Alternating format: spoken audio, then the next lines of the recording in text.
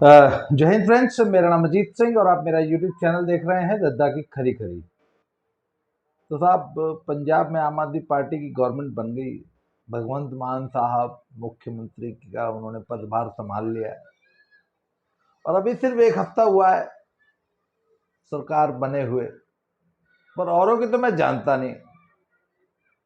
तब मेरी आकांक्षाओं पे या जो मेरे जो कयास थे या जो मेरी जो आशाएं थी इस सरकार से, आम आदमी पार्टी से, भगवंत मान से या अरविंद केजरीवाल जी से, वो मेरी जो थॉट प्रोसेस था उस पे ये पार्टी और ये सरकार हूबहू खरी उतरी है था। क्योंकि मैं तो ये मानता हूं कि इस धरती का सबसे धूर्त आदमी, सबसे बड़ा बेईमान, सबसे बड़ा धूर्त और सबसे गंदा पॉलिटिशियन अगर कोई है तो वो अरविंद केजरीवाल है। ये सब अपना मानना है। और एक बात आपको और बता दूं, शुरू में हम भी इसके फैन रहे हैं, बहुत जबरदस्त फैन रहे हैं। जब ये आया था ना, और ये जब ईमानदारी का चोला ओढ़ के आया था तो हमको भी लगा यार बहुत सही आदमी है, जमीन से जुड़ा हुआ है, बहुत ईमानदार नेता, हमको भी लगा था। खैर हम बहुत जल्दी पहचान गए थे इसको। तो सब आम आदमी पार्टी की सरकार बन गई और जैसा कि हमने पहले कहा था कि इसने, अरविंद केजरीवाल ने, ये भगवंत मान को जो ये बनाया है ना चीफ मिनिस्टर, ये बहुत सोच समझ के बनाया है। और इसने अपनी तरफ से एक कठपुतली नेता, एक कठपुतली, एक रबर डॉल, एक रबर स्टैंप तैयार की है। ऐसी रबर स्टैंप जो आदतन शराबी है, the one who is an alcoholic. और ऐसे आदमी को आप झूठी सच्ची कस्में खिला के कुछ दिन के लिए तो शराब छुड़वा सकते हो या कुछ घंटों के लिए, पर शराबी अल्कोहलिक्स को मैंने आज तक शराब छोड़ते देखा नहीं है सफलतापूर्वक। और अगर उसने छोड़ भी दी हो ना तो उसके इर्द गिर्द अगर केजरीवाल जैसे लोग हैं तो वापस उसको कब इस दलदल में घुसा देंगे कोई पता नहीं कैसे, कह नहीं सकते। तो इन्होंने जानबूझ के एक ऐसा नेता चुना है जो बेहद कमजोर है, जो बेहद वल्नरेबल है। तो ऐसे आदमी को इन्होंने सीएम बना दिया है। और पहले दिन से ही पता लग गया था कि साहब इस सरकार को पर्दे के पीछे से केजरीवाल और उसका होने वाला दामाद राघव चड्ढा चला रहा है, चलाएगा। आप देखिए ना कि he is making all the decisions, Arvind Kejriwal is making all the decisions. Punjab की, पंजाबियों की और पंजाब के सीएम की कोई से ही नहीं है सरकार में। सरकार की शुरुआत कैसे हुई आप वो ध्यान दीजिए। सिसोदिया के पैर छूने झुका भगवंत मान तो उसने उसको बीच रास्ते से उठा लिया और गले लगा लिया।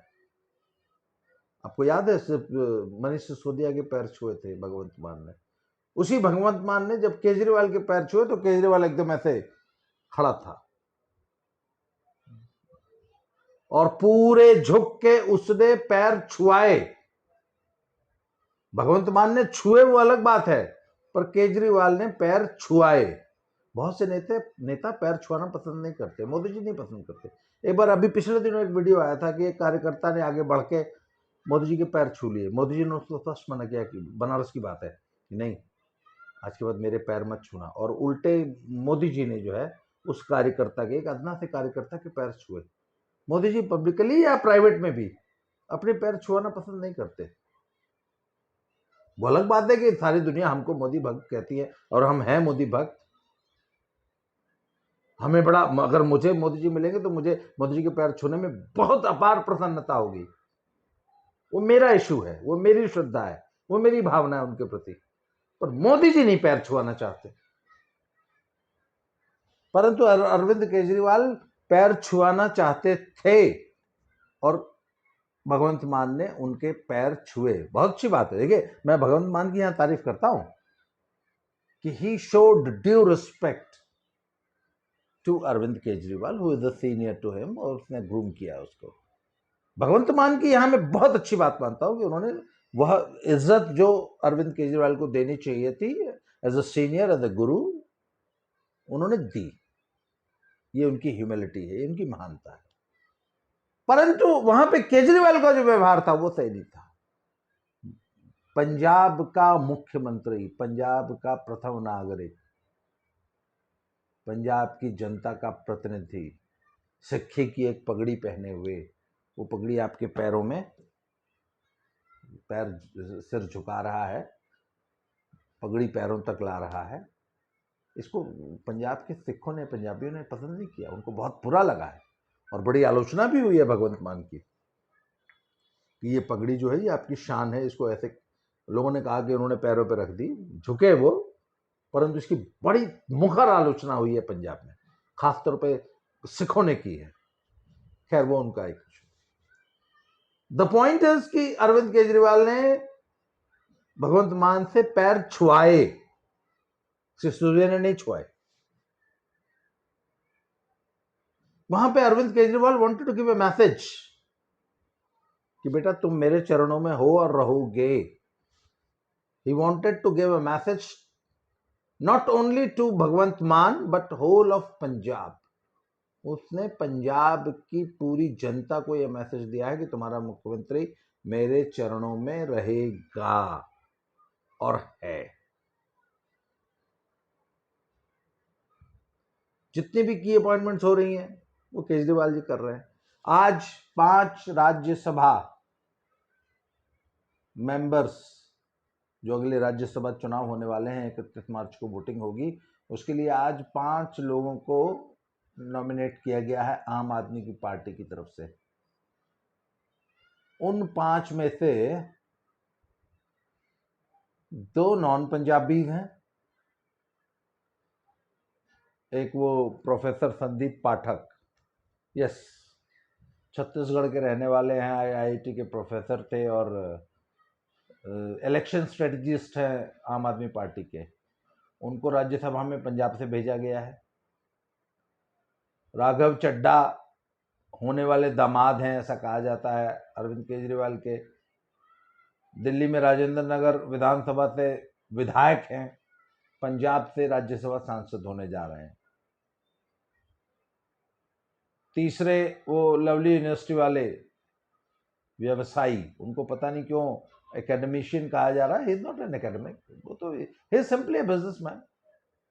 वो पहले उनके पिताजी लड्डू की दुकान चलाते थे, फिर उन्होंने लवली स्वीट शॉप खोल ली, फिर उन्होंने लवली बेकरी खोल ली, फिर उन्होंने लवली ऑटोमोबाइल्स कार की डीलरशिप खोल ली, फिर उन्होंने मार्बल और टाइल्स बेचने लग गए, फिर उन्होंने यूनिवर्सिटी खोल ली। He is simply a businessman. तो एक बिजनेसमैन जलंधर से, दूसरा बिजनेसमैन लुधियाना से, उनका नाम है संजीव अरोड़ा, वो लुधियाना के बिजनेसमैन है, होदरी व्यवसायी हैं। और ये जितने बड़े व्यवसायी हैं थोड़ा बहुत नाम मात्र के लिए समाज सेवा करते हैं, तो उनकी वो समाज सेवा। 5वें हरभजन सिंह, 5 में से 4 हिंदू, 5 में से 2 नॉन पंजाबीज।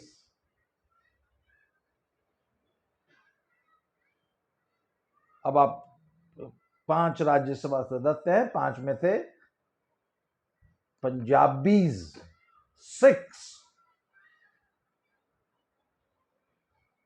अब आप कल्पना खुद कर लीजिए साहब,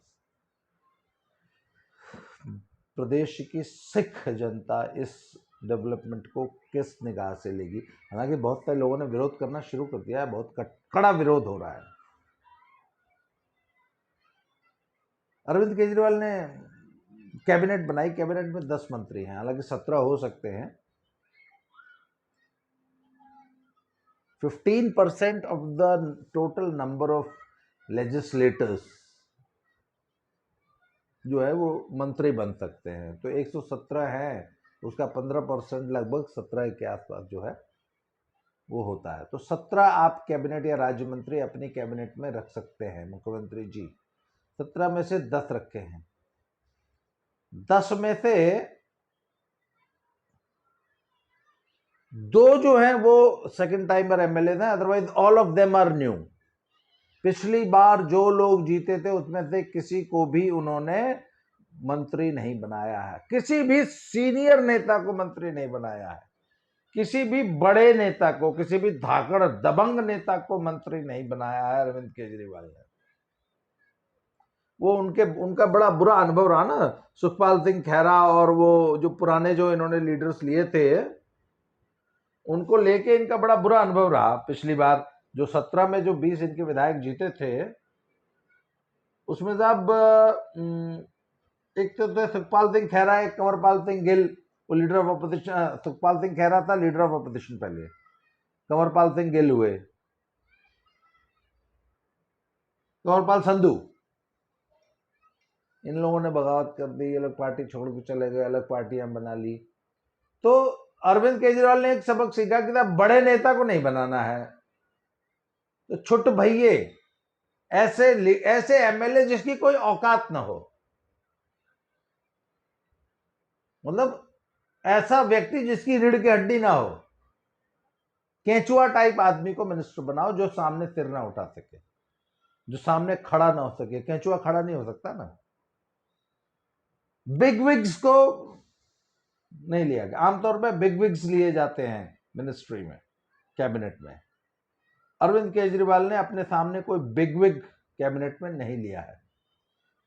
भाई कहने को तो मुख्यमंत्री की कैबिनेट है, पर उसको चला तो अरविंद केजरीवाल रहे ना दिल्ली में बैठ के, अरविंद केजरीवाल एंड राघव चड्ढा। तो किसी बिग विग को कैबिनेट में नहीं लिया गया है। किसी ऐसे नेता को जिसने, किसी ऐसे एमएलए को जिसने किसी बहुत बड़े नेता को चुनाव में हराया हो, उनको नहीं लिया गया है। फॉर एग्जाम्पल तो देखिए वो गुरमीत सिंह खुड्डिया, उन्होंने बड़े बादल साहब को हराया। जगदीप कंबोह गोल्डी, उन्होंने सुखबीर बादल साहब को हराया, डिप्टी सीएम है भाई, बहुत बड़े नेता हैं अकाली दल के। डॉक्टर चरणजीत सिंह, उन्होंने चमकौर साहब में चरणजीत चन्नी को हराया। चन्नी दोनों सीटों से हारे ना, भदौर से हराने वाले लाभ सिंह उगोक, चन्नी चीफ मिनिस्टर को हराया। वो अमृतसर वाली वो लड़की जीवनजोत कौर, जिसने मजीठिया और सिद्धू दोनों को हराया। कैप्टन अमरिंदर सिंह को हराने वाला वो पटियाले वाला, हाँ उसका नाम था अजीतपाल सिंह कोहली, पहले वो he was the mayor of Patiala, captain साहब को हराया। एक है 70,000 वोट से जीता था, अमन अरोड़ा सुनाम थे। तो ऐसे जो बड़े नाम थे ना, ये जो जाइंट स्लेयर जिन्होंने बड़े बड़े नेता हराए, उनमें से किसी को कैबिनेट में नहीं लिया। किसको लिया कैबिनेट में? वो जिसकी रीढ़ की हड्डी नहीं है, जिसकी कोई सो कॉल्ड ना, आम भाषा में कहते हैं जिसकी कोई औकात नहीं, जो सामने से सिर ना उठा सके, जो सिर्फ यस मैन बन के कैबिनेट में रहे। सारे डिसीजन राघव चड्ढा और अरविंद केजरीवाल लेंगे। और पार्टी की नीयत पहले दिन पता लग जाती है। जब मुख्यमंत्री भगवंत मान शपथ लेने के बाद सीएम ऑफिस में जब चार्ज लेने आए, जब वो उसमें रजिस्टर में साइन कर रहे थे, तो पीछे लोगों ने देखा कि हमेशा से जो महाराजा रंजीत सिंह की जो पोर्ट्रेट लगी रहती थी वो गायब थी सर।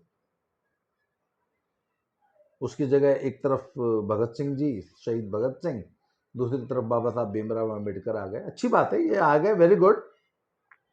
पर महाराजा रंजीत सिंह को हटाने की क्या जरूरत थी? उनको नहीं हटाना चाहिए था। दीवार तो बहुत बड़ी होती है। महात्मा गांधी गायब हो गए, कांग्रेसियों को बड़ी तकलीफ है इस बात की कि चलो जी सोनिया गांधी गायब हुई तो बात समझ में आती है। महात्मा गांधी को भी गायब कर दिया साहब केजरीवाल ने। वो कांग्रेसियों ने तो आरोप लगाया कि साहब ये आरएसएस की बी टीम है। केजरीवाल जो काम आरएसएस ने नहीं कर सकी वो केजरीवाल ने कर दिया, महात्मा गांधी को हटा दिया था दीवार से। तो साहब महाराजा रंजीत सिंह को अगर पंजाब सरकार साइडलाइन कर देती है, ये तो चुभने वाली बात है।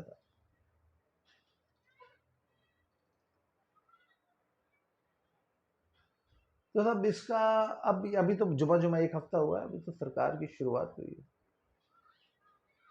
और अब पंजाब में दबी जुबान में एक चर्चा होने लग गई है, the way Kejriwal is dictating terms. पर्दे के पीछे से जिस प्रकार केजरीवाल सरकार को चला रहे हैं, और जो कब्जा है पंजाब सरकार पे केजरीवाल का या दिल्ली वालों का, इसको आम पंजाबी या सिख पॉपुलेस, सिख जनता कब तक बर्दाश्त करेगी, कितना बर्दाश्त करेगी, ये सोचने वाली बात है। और क्या पंजाब की जनता अरविंद केजरीवाल को लंबे समय तक अलाउ करेगी कि वो पर्दे के पीछे से पंजाबियों को डिक्टेट कर सकें, पंजाब की सरकार को वो चलाएं, एक नॉन पंजाबी पंजाब को चलाए? मुझे तो नहीं लगता था। जहां तक पंजाबियों को मैं जानता हूं, they will never never never tolerate somebody sitting in Delhi and dictating them। कहता अभी तो नई नई शुरुआत है, इब्तिदाए इश्क है, रोता है क्या, आगे आगे देखिए होता है क्या। पंजाब पे हमारी नज़र ऐसे ही बनी रहेगी साहब, और हम पंजाब की रिपोर्ट आपको देते रहेंगे। एक मेरे चैनल पे एक नई डेवलपमेंट हुई है कि मैंने एक नया सेगमेंट शुरू किया है, ओनली फॉर मेंबर्स। प्लेलिस्ट में जाइए, वहाँ पे कुछ वीडियोस आपको ऐसे मिलेंगे जो सिर्फ मेंबर्स के लिए हैं। मेरा चैनल ज्वाइन कीजिए, मेरे चैनल की जो मंथली सब्सक्रिप्शन है वो पे कीजिए, और वो उस प्लेलिस्ट में ओनली फॉर मेंबर्स वाली प्लेलिस्ट में जो वीडियोस हैं तब आप उनको देख सकते हैं। ये एक नया प्रयोग है, देखें कब तक सफल होता है, कितना होता है, क्या रिस्पॉन्स आता है। वो कुछ मजबूरियाँ थी जिनकी वजह से मुझे ये बहुत सारे मेरे वीडियोस जो है यूट्यूब जो है वो उन पे एड रिस्ट्रिक्शंस लगा देता था, इस वजह से उस रेवेन्यू लॉस, और मैं बहुत सारे बातों में खुल के नहीं बोल पाता हूँ, तो उन चीज़ों को कवर करने के लिए मैंने एक ये नया रास्ता निकाला है कि जो मेरे रेवेन्यू लॉस हो जाते हैं एड रिस्ट्रिक्शंस की वजह से, उनको उस तरीके से कवर किया जाए। तो आप प्लेलिस्ट में जाके मेरा चैनल ज्वाइन करके प्लेलिस्ट में ओनली फॉर मेंबर वीडियोस भी देख सकते हैं। आज ही मैंने सुबह एक किस्सा गोई की एक नया एपिसोड डाला है, एक और दहेज कथा उसमें सुनाई है, बड़ी मज़ेदार सी, आप उसे देख सकते हैं। मेरे चैनल को सब्सक्राइब कीजिए, ज्वाइन कीजिए। आज के लिए इतना ही, बहुत बहुत धन्यवाद, थैंक यू वेरी मच।